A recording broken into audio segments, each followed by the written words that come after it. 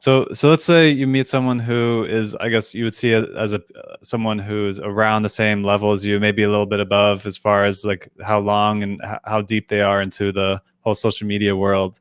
What would be some of your like secret sauce that you feel like you're doing different than like a typical person who might be a peer of yours? I definitely nerd out harder with the hosting side, and the interview techniques and questions, and more than almost anybody else I know. I think there's like one other guy I know that nerds out quite as hard as I do.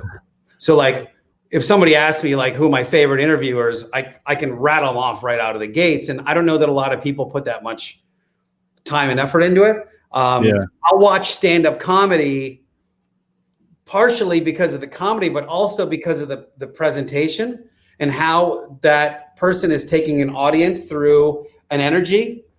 And I'm really listening for transitions and them setting up a premise. And as presenters, our number one goal is to make sure that our audience understands the concept that we're trying to relate to them. And sometimes we just deep dive into the technical side without getting them to understand why it matters. Right. And then you've got an audience member that's sort of wandering around. I also am adamant that entertainment comes before value. There's no instructor that you've ever had in your whole life that wasn't entertaining first before they taught you the thing that they were trying to teach you. They told you a funny story, or they were engaging in some way, and you were fascinated. And then you listened to, oh, interesting. That's how that relates. That's how that goes.